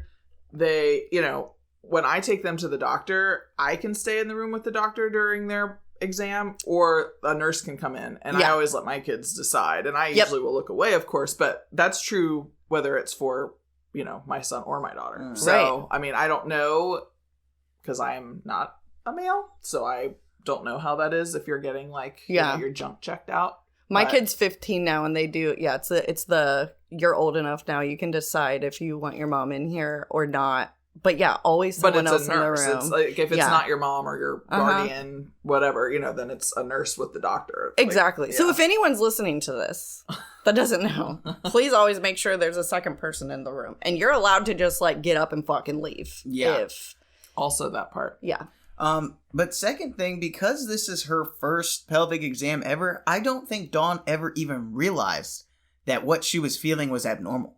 Well, yes, and that's why he asked. He is a predator. Have you ever? Because you have nothing to compare this to. So this is just a pelvic exam. She's leaving there thinking, "Holy shit! I just bit off this innocent guy's fingers." When we know, no, he was trying to fucking fist you. Yeah. And now she's been sexually assaulted twice in, assumedly, 1 week. Yeah, this poor girl and her vagina cannot get a fucking break. So, as Dawn's riding her bike home from the doctor's office, freaking out because she thinks she just, pulled off this innocent guy's fingers, she sees police cars headed towards the hike that her and Toby went on in that cave area. So she decides to follow them, and while watching from the trees, she sees the investigators uncover Toby's body from the water. So now she's like, holy shit, I'm a murderer. I murdered him, and there's something wrong with me, and I bit off somebody else's fingers. And later on, we actually see the investigators pull it, find a teeth from Toby's pee-pee. Yes. And it looks like a shark tooth. Yeah. That thing looked I was like, oh, damn. They said it was it kind of looked like a shark tooth, but it was also kind of like a lamprey. Found in a lamprey. Yeah. But that razor, but then it's also human cells. And I was like, ooh. And the cop's like, so what? Yeah. The medical examiner's like, I don't know. Yeah. Dawn continues home, and she's just having hard time after hard time. Because she gets home, and she finds her mom, laying in the ground, unconscious. And her brother is home, but we can just see he's in the background. His door's open, and he's just fucking his girlfriend. Yeah, with metal music blasting. Mm-hmm. It's I think another reason he gives me really bad vibes is because really loud music when I'm trying to concentrate or something bad's happening. I feel like it's the same for a lot of people, that it's extremely overstimulating, and I attribute that to him. He is overstimulated. It's just always metal music blasting. He's disgusting. He's a shitbag. And this scene is just really sad because it's 2 people in the house, right? It's him and his girlfriend. Yeah. The girlfriend does say something later where she's like, I'm so sorry. She was screaming, but he said that she's always screaming and to just ignore it. But I'm like, okay, you're still a person. No. The door is also open. It's like this. And the mom's in the hall. The mom is in the hallway, maybe 15 feet away from where they're having sex, and you're telling me whatever. I know this scene pisses me off. But I think that girl is probably abused, his girlfriend. That's the thing too, is you have to remember that she's also yeah. So Dawn takes her mom to the hospital. She comes back to the house, and as soon as she comes back to her house, Brad starts trying to be weird with her and be sexual and stuff. I'm like, dude, her mom's in the fucking hospital. Already off the bat we talked about well, your brother and sister, so it's weird. But also, she just brought her mom to the hospital. So Dawn leaves. She's kind of got nowhere to go, so she goes to Ryan's house. Now, Ryan is that nice guy that drove her home from school that she rejected, her biology classmate. Yes. And Dawn kind of spills all the beans to Ryan, saying that she's got to go to the police. She killed somebody, and she breaks down. Yeah, she's just telling him everything that happened, and he's very comforting. He's very comforting. He's like, "What do you mean you killed somebody?" And she tells him about the teeth and about, this and that. And it, to me, it seemed like she's telling him this, like, fantastical, like, almost nutty, and I don't want to be, like, dismissive to, like, mental health by saying nutty or crazy or whatever, but this, like, nutso story. And I got the impression that he was like, oh, she might be having, like, a mental break.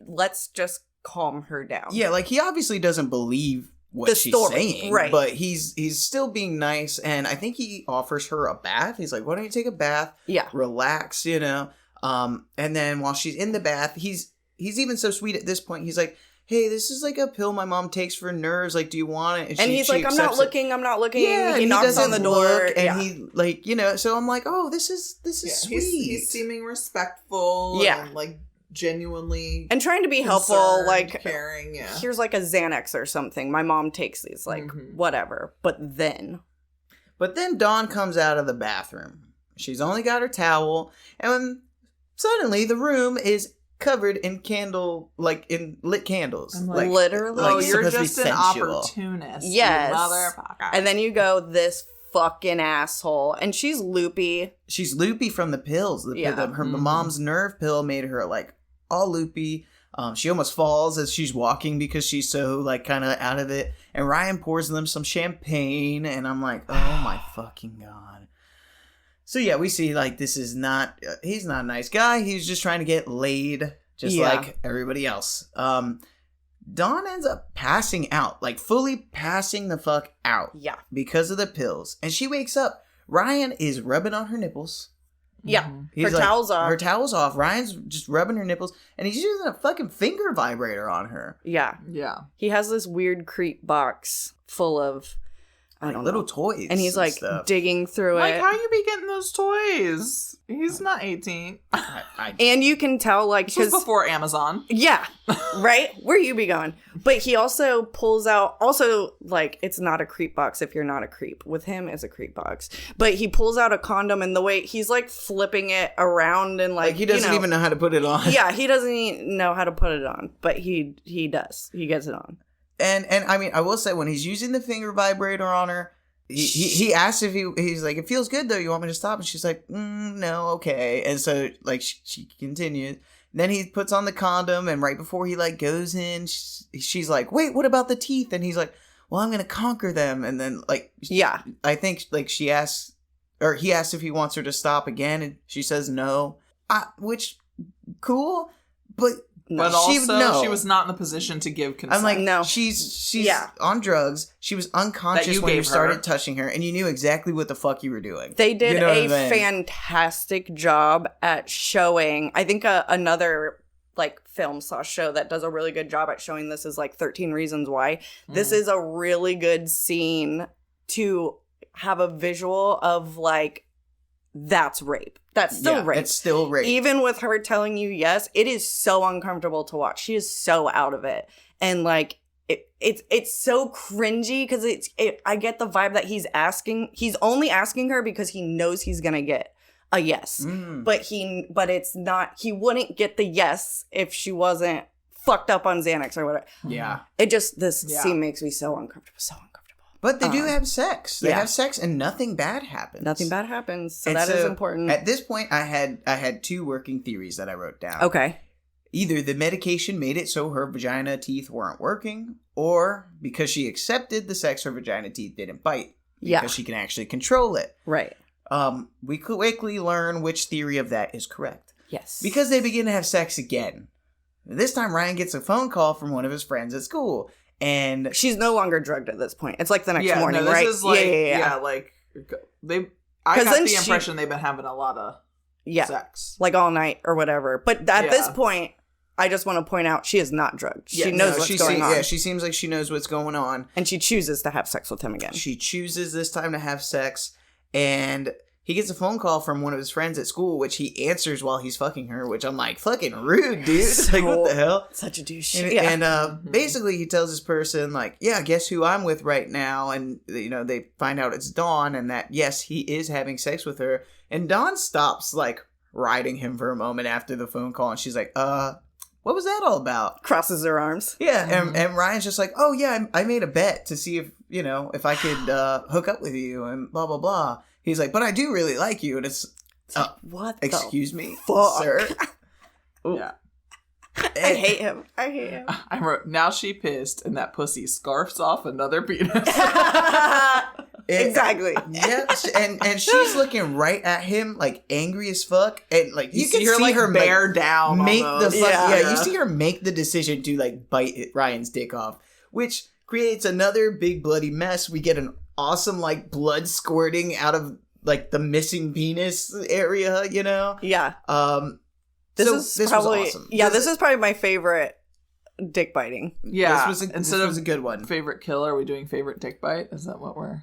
Yeah, because I mean, not that we're necessarily we there totally yet. can. Yeah, at the end. Sorry, I just gave mine away. Well, maybe I'll. You know, I'd be changing my mind. I might by the end, but this is. I just really like that. I think I really like this one because she's making the choice. She's controlling it. Yeah. She's like empowered. And not only is she making the choice, it was almost like, because her inhibitions were so lowered and she didn't really understand what was happening the night before. I think she caught the vibe that he is still a nice guy. Mm-hmm. She didn't really see what was happening, and he almost got away with it and just kept getting to fuck her and seem like a nice guy. Yeah. So that's why I really like this one. I'm like, no, he's a dick. Do it. He raped you. Do it. You should have done it last night.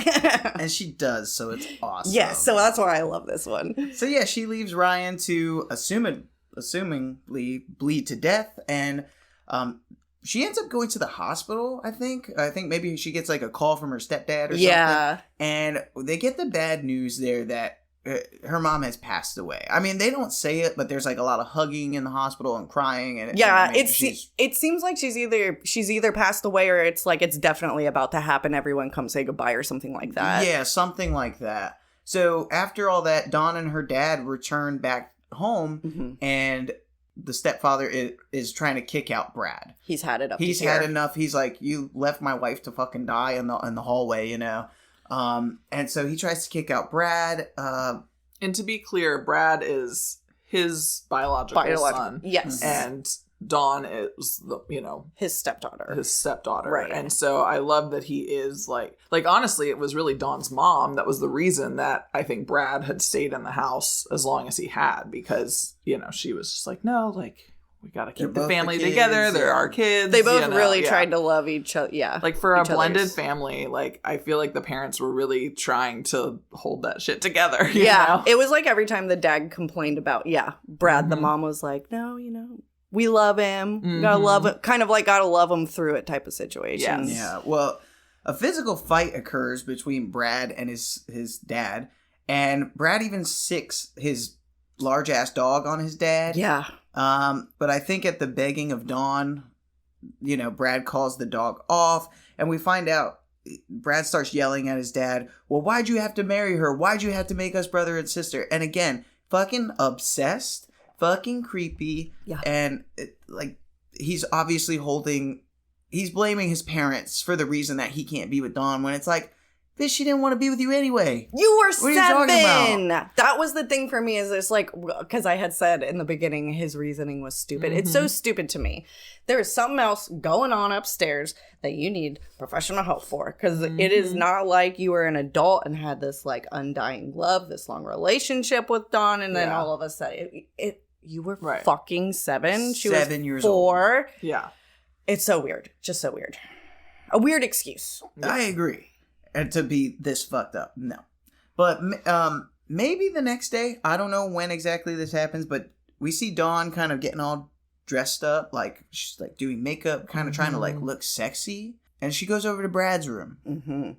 She's mad because her mom died because Brad didn't fucking help her, so she's about to have some revenge sex. And that girlfriend straight up told her. I think that's when it kind of clicked for her. That girlfriend at the hospital, like JC said, was admitted we knew something was wrong. He told me not to do anything. So, and by this point, you're rooting for her. You're like, do it. Go. What did we say? Vagina Lanty? Yes. Vagina Lanty, you did. And it's genius. Ashley called her Vagina Lanty, which I did put somewhere in my later on notes. I was like, that needs to be the name for like an all-girl like punk band. The Vagina Lanties. The Vagina Lanties. Yes. Because Like it's also kind of like Jennifer's body. Or it can be a, just a, not like a designation, a genre of Scream Queen type characters, like Jennifer's body would be a Vagina Lanty too, right? Yeah, absolutely. Yeah. We gotta trademark this, babe. TM. I want that shirt. I want that shirt. Or the underwear. Ooh. Oh, yes. Merch. Undie line. Check out our new merch coming soon. Vagina Lanty's The Last Drop. Blood and Ink podcast, right? Till the last drop. Something like that. We'll workshop it. We're workshopping. It all goes together. Get ready for the vagina merch. All right. So even if I had this power that Dawn has where, you know, I had a vagina that could bite off somebody's dick, I don't think I would be able to have sex with my sibling. Even to do that. But she's going to try. So her plan works. Brad immediately falls for it. Although he seems confused. He has a couple of questions. And he seems weary. I'm telling you, because he remembers somewhere in there, he's like, my finger almost got bit off by here's the thing. Her chompers. Exactly. And here's the thing, too, is we haven't really brought it up, but there's these little moments throughout the movie where he has this thick-ass scar on his finger. His finger is scarred. And he'll, like, put it in his mouth. He's always sucking on it. He's always sucking on his scarred finger.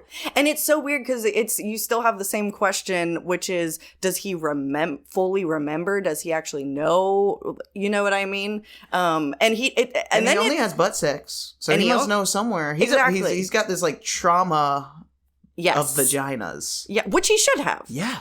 Anyway. So, yeah. They do it. Their plan works. And it doesn't take much. I mean, he pauses for a brief moment before, like, okay.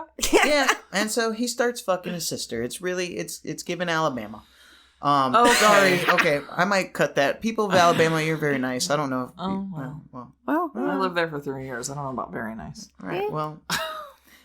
Anyway, are we gonna get canceled by Alabama?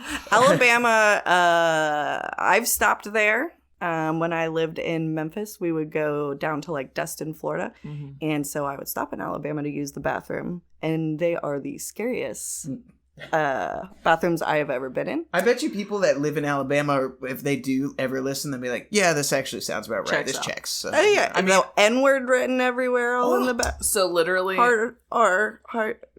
we lived there in Montgomery, like outskirts of Montgomery, from when I was 10 to 13. Not me. Okay. Yeah, not we. Yeah, sorry.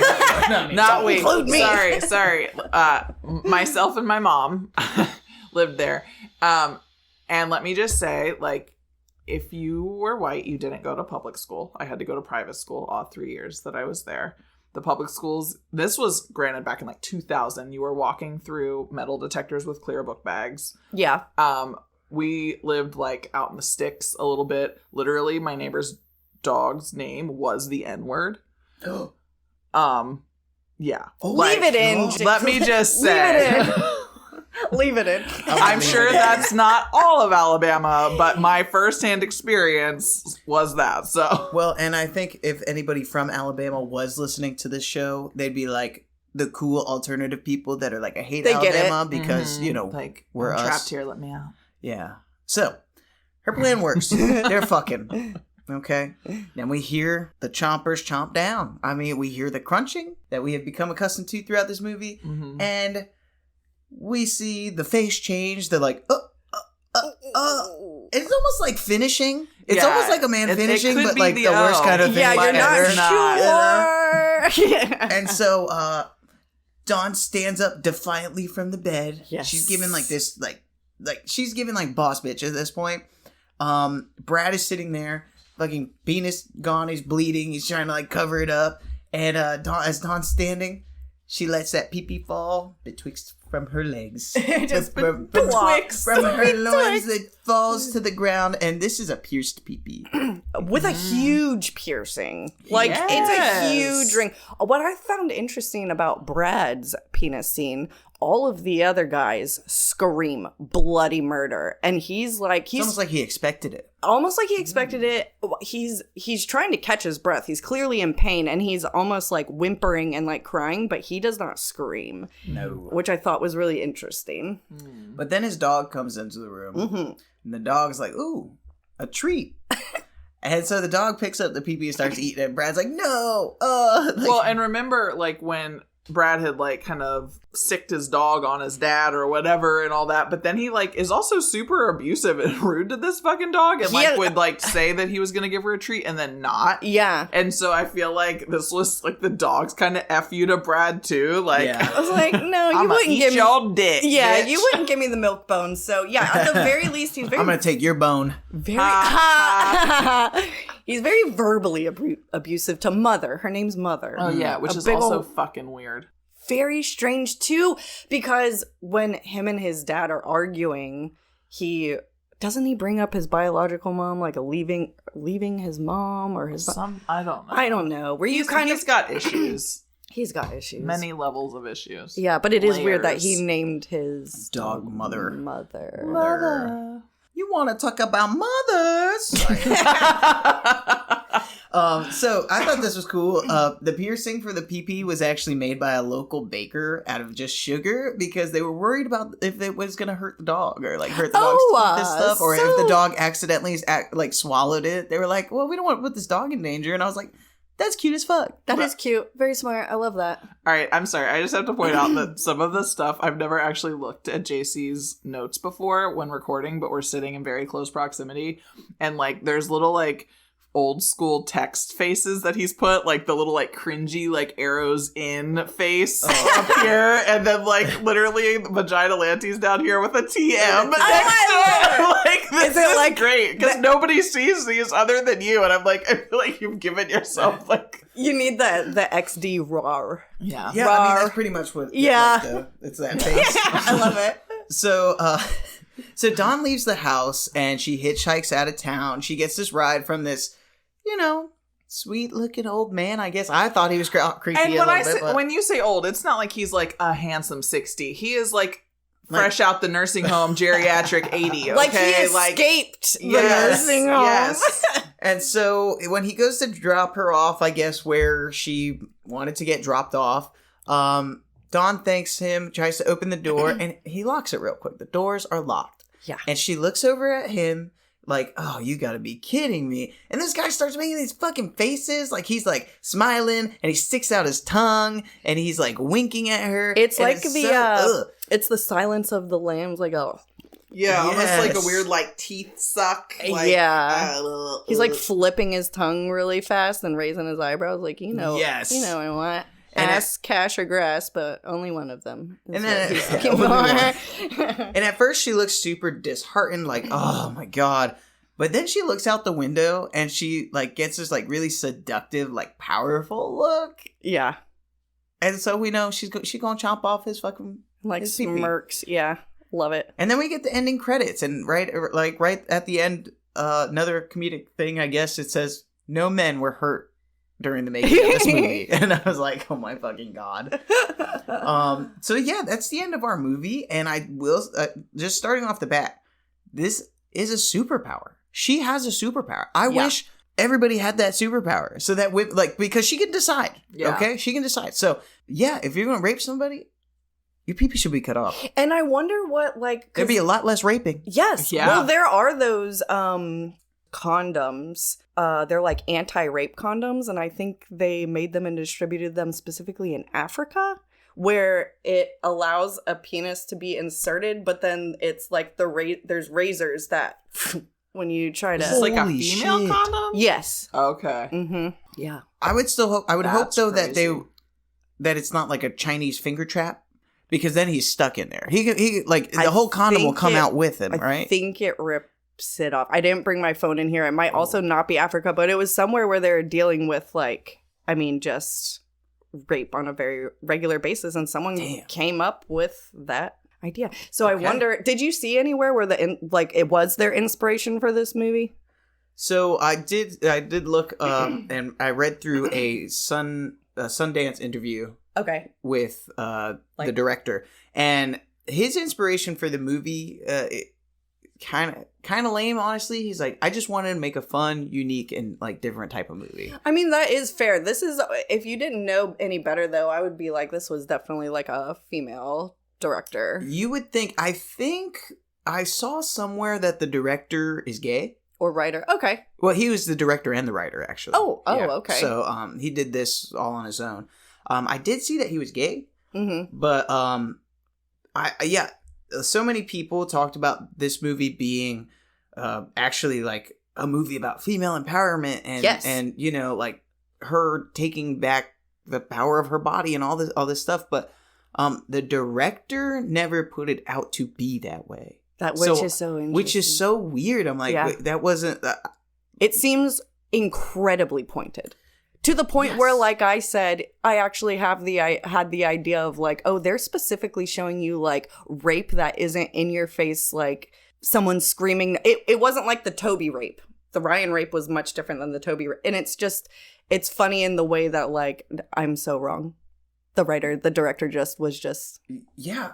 And I'm going to talk a little bit about the director, but it seems like Ashley found something Ashley. On the... Oh, yeah. So, and this is from like a CBS News article about this. So, a South African doctor created a female condom that puts teeth in the fight against rape, is what it says. Maybe he saw Literally. the movie.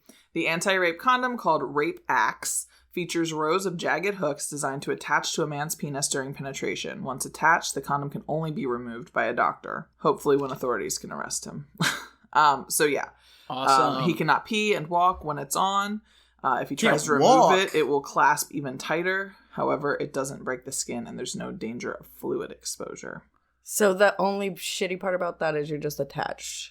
Well, I think that it will slide out of her. It just won't come off of him. Ah, so smart. Yes. See, I love that. Yeah, because I'm like, could you imagine trying to like go to the doctor? I wouldn't want to use it. Hey, how are you? Yeah, because then that would probably result in death, like of the vagina bearing person. So, like I said, we were trying to send a message, but it's just a fun movie. It is a fun movie. It is a fun movie, and there is a message. It's just that wasn't his point, which intention. I find which I find interesting. But all right, real quick, favorite kill or victim? Mine still is Ryan, the guy who tried to act. I don't like a person who tries to be sneaky. So yeah, we've got. I don't like a rapist in general, but I don't be fucking sorry. Yours is Ryan. Yeah. So we've got Toby, the doctor, Ryan, and Brad. That's what I got as our like victims and kills. Mine, the doctor or Ryan, because I feel like I the wish doctor it had been the you're in a doctor's position- penis. Yes. If it had been his penis, it would be my favorite. I feel again because he was especially like in A this medical position of authority and a Complete. medical figure where you should be able to trust that, and she sought him out. Yes. And trusted him. Yeah. But So I'm saying if he had a penis, but I want it to be a penis one. That's my favorite. Okay. Honestly, I'm kind of feeling Toby because I feel like he was also very, what's the word? Like disingenuous. Like he just, you know, he was very much pretending to be like pure and, you know, of the same like abstinence mindset, but purely to like kind of play the end game and like almost like get her alone. Yeah, get her to trust him. That's true. And it was just so forceful. Yeah. And yeah, that was my favorite. And he died, so fuck it. Yeah. So I think my favorite victim was the doctor. Because fuck that guy. But also the scene was just fun. Like it was funny. Like it was awful and funny at the same time. The dentata. Yeah. Yeah. Yeah. Like and so I think dramatic, to be clear, you know? and to be clear, I think also like when we're saying it's funny, what's funny is like the guy's reactions. Yeah. Yes. Not the rape is not funny. No part of rape is funny. I also think it's funny that some of their limbs are getting chopped off, whatever that it is, is because they funny. deserve it. Yes. But I do think Dawn dropping Brad's penis from her vagina at the end of the movie. Yeah. that was also really awesome. It was a moment. Yeah. And then we have to make an honorable mention for the crabs eating Toby's penis. Absolutely. I mean, that was Yes. fantastic. Yeah. So final thoughts? I can start or So I'm going to start. I'll Go ahead. So yeah, we've touched on this a lot, but I don't know how a movie can be so rapey and be so fun and funny at the same time. But they were really able to like create that balance for me. I think ultimately this was a solid watch. I think the characters were funny. It really gave, and I don't know if it gave nostalgia for me because this movie came out in 2007 and The outfits are so 2000. But it was so like a teen horror movie. Like there was the horror movies that were coming out in like 2007, 2008, early 2000s. They were like had a very specific feel to them, and it was exactly this feel. Like Absolutely. This movie, this like campy, Like fun but crazy Group of teenagers. Yeah. At the same time, I do feel like this was such like a bro dude movie. Like, teeth in a vagina. Like, I don't know. I could see like 13-year-olds like it's such a like. I made all of my guy friends watch this movie when they were like 16. Awesome. Obviously, a lot of sexual assault in this movie. Yeah. Major plot line, like we said. I don't know if he was trying to make like satirical commentary on that. I couldn't find anything saying that. It did come out at a very important time for like women and women's bodies and things because 2006 was the start of the Me Too movement. Yeah. So this movie came out a year after that, So I think there was a lot of... Maybe there's like a subconsciously right? situation. It just came out at such a time where like women were really like fuck the treatment we're getting from men. You know what I'm saying? Like, I do have quoted here from that Sundance interview from the director. I thought these were some interesting quotes. He said, "When you create a female monster, I think that comes from male fear projected onto women. It says only something about men and their attitude toward women. It doesn't have anything to do with the qualities of women." So I thought that was like really which is cool. So funny too because and at no point in this movie, if you were to ask me at any point during this movie, would I ever say that she was the monster. All of the guys are the monsters. To me, they're the monsters of the movie. Mm-hmm. She is not a fucking monster. I agree. Yeah. But yeah, so I thought that commentary he gave, I was like, whoa, that's super cool. But then also in the same breath, he was like, yeah, I just wanted to make a fun, unconventional movie. And I was like, damn. Okay. And then, a lot of women at the time found this to be like a story about self-discovery, empowerment, and revenge. So kind of flip the script on control. Yes. And yeah. But all in all, solid movie. For being so rapey, it's kind of like a fun watch. I hate saying that in the same sentence, but it's very true. But yeah, so solid. That's what I got for it. It's a solid, fun movie, and I feel like this movie has become kind of iconic in horror. Oh, it is. Yeah. And it's almost in like, it's iconic for being like campy and funny. Yes. And also female empowerment. So, I mean, I think we got everything that it was maybe not meant to be from its creation, but from its inception, but how it is perceived by like the general public seems pretty across the board. Yeah. Yeah. Well, and that's my final thoughts. No, I mean, I totally agree. I think for me, the biggest takeaway was just the female empowerment. And I really liked that, yes, it wasn't that she was the monster, that she was able to like kind of harness her inner power. And yes, it was like manifested by the vagina dentata, but really like, I don't know. That was for me.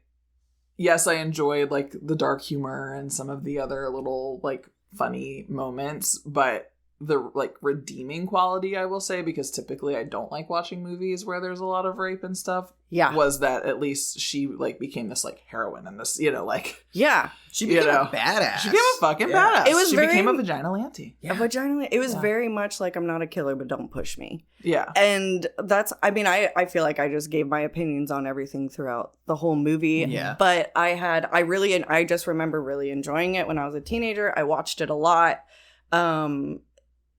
And when you asked me to watch it, I literally told Rob, I was like, I wonder if it holds up. Like, I used to love this movie. I liked it just as much I feel as like I did. it held up. I mean, I never It's saw good. it before, but I thought it was super good, the first time around. Yeah, really great. I just feel like this is a really well crafted movie, just down to the messaging, whether it was meant to be there or not, and then the character development. I feel like the character arc of Dawn is awesome. Dawn had a good character arc. They also do a really good job in writing what I kind of explained before, where you go from being like, Dawn, shut up, to then being like, no, I care about you and you shouldn't feel it too. And then like cheering for her. I mean, you go through like a range of emotions with Dawn. I think there's a lot of really good things, whether it was purposefully done or not, that really hit the nail on the head in a lot of different ways. I think it's a good movie. Good movie. Yeah. All right. Final rating. Ashleigh's favorite question. 4.08. Okay. That's pretty good. Yeah, that's solid for you. Yeah. If there wasn't that like significant turnaround for Dawn, if it wasn't so like fuck yeah to women's power, then I think it'd be more like a 2.5 because I don't like rapey movies. Yes. But I feel like it's actually pretty well done, and with the levity I don't know, I feel like it ultimately was well balanced and is like a necessary movie and might help introduce the idea of like women's power and also just like what women go through and how like truly, I mean, every interaction Dawn is having during a solid chunk of this movie is just like men wanting to take advantage of the fact that she has a hole that they can stick their dick in, like, yeah, and I feel or their like, hand. I feel like in some movies where rape scenes are, I take offense to them sometimes in a way where it's like a male director, a male writer, and they put it in there just for the fuck of it. And it's For like the shock value. for the shock value. And it's like an epidemic in the world that we live in right now. No one ever has to take accountability for it. No one ever really ever goes to prison for it. Rape tests are not, or rape kits are not tested. Like it is offensive to me. Just like the remake of Last House on the Left, that rape scene where a lot of people walked out in the theater. Unnecessary. It is offensive. It is offensive. I did not take offense to anything in this movie. I thought it, like you said, necessary, and it was done well. So I actually enjoyed it. Yeah. Not the rape scenes, but the movie made it like not only bearable but enjoyable. So What about you, B? What was your final rating? mine would probably be around Ashleigh's, around like a 4. 4.2 or something. I don't want to go as high as a 4.5 because I think about it, and that's where you placed Mandy. I don't know. Maybe if it was rating against like other movies that are similar, like Jennifer's Body and stuff like that, I would probably I would rank it higher on the list out of those movies. It is hard when you're rating movies and you're like, wait, but I rated this one so high or this one, because they're like all kind of different. Super, different. But I think I would rate it. I would rank it high, maybe first against similar style movies, but like in general, probably like a 4.2 or something like that. Okay. Yeah, I gave it a 3.5, which is that's Bees hurt. That's good. No, that's good. That's good. I think a 3.5 is good. I mean, 3.5 out of 5 stars. Okay, that's above mid range. Yeah. Okay. So, yeah. To me, that's like saying like, I got like an 80%. Like, you know what I mean? Like, okay. So yeah, it was a good movie. Like I said, it was a fun watch. There is an empowerment element behind it, even if the director didn't mean for it to be there, which is fucking still blowing my mind. It's so insane. But yeah, it wasn't like groundbreaking or like, I'm not gonna... don't think a vagina biting off penises is groundbreaking? I just feel like, it was good. It was fun and it was good. Solid. So like, 3.5. Because it wasn't getting, for me, I wasn't like, oh my God, like, and thinking about the movie afterwards for like days or like being like, wow, there was, it was a woman with vagina in her teeth, and she bit off pee-pees. Like, that's She had awesome. vagina in her teeth. Or, No! Plot twist! each tooth, a little vagina. But, you know, like, it was cool. Yeah. You It was know? good. Overall, it's a good movie. Yeah. Yeah. I think I want, like, good in all the ways we just shared. Because I think a lot of people laugh when they talk about teeth, like, rightfully so. But I just want to, like, it is good in many ways. It's laughable, and I feel like the messaging, it's all really good. Yeah. Better than even Jennifer's Body. Because there was a big, like, hubbub about Jennifer's Body. I feel like in this... It has been so long Was since even I've better, I seen think. Jennifer's Body. It's like Maybe we should do that. But maybe we could do it sometime. Add it to your list sometime, for Yeah. sure. See how it holds up. Yeah. Oh, and then we can like compare Against compare teeth? notes. Yeah. That's a good. I like would that. love to hear that. When did That's Jennifer's Body come out? That- 2008? That was because we looked it up. I believe it was 2009. Because Okay. I was wondering if one of them were not copying because they're not the same at all, but inspired by one or the other. And 2009. yeah, Jennifer's Body came out after. So, but that's a good one too. All right. Well, that was Teeth, the 2007 film about a woman with teeth in her vagina fucking people up that deserve it. Hell yeah. Hell yeah. Well, thank you again, B, for doing this with us. B, you do art. You do my you make plugs clothes. again? You do everything. All the time. B made JC the coolest freaking shirt that she hand sewn. My favorite fabric I've ever seen. And I was like, I can't just spend this money on myself. And then I was like, Isn't it funny? I'm the same way. he I'm like, would like this too. So yeah, I No, was it's excited super to get the cool. fabric. Yeah, so Bee Lysko Art, and my last name, because some people get confused when I say Bee Lysko Fest. It's Lysko. Bee Lysko Art. And I'll make sure to put that in the show notes as Oh, well. Like thanks. kind of like cover our bases there so people can just click and find you. But yeah, super cool stuff, super cool earrings, clothes, freaking everything. I don't know, you just do Headbands. stuff. Yeah, You do all the stuff all the time. just am do I crazy? things. Are there doggy bandanas or are those people bandanas? No, well, you could wear one too, but yeah, I would. I went through a phase where I made a lot of dog bandanas too. Okay. Yeah, and I make matching headbands, so you could Okay, match. so yes, you can coordinate with your dogs or your cat. But yeah, thank you for having me back. Of course. This was a of fun one to course. do. This was fun. Yeah. All right. Well, later days, buddy. Oh yeah. All right, and that brings us to the end of today's episode, and wow, what a long one it was. I do apologize about that, and I'll try to work on that in the future to not make them so long. But I do want to take this time just to thank you guys from the bottom of my heart, all the people that I have listening. Just thank you so much for being a part of this community that we are trying to create here, and really I wouldn't be able to create it without you guys, so I really appreciate you. And if you've listened this far in the episode, well, then I really appreciate you. But make sure that you follow the show on Instagram at Blood Ink Podcast. Don't forget to send us your movie recommendations as well as any short story recommendations you have, and you can email those over us to bloodinkpodcast@gmail.com. Thank you guys again so much, and that is the last drop of Blood and Ink.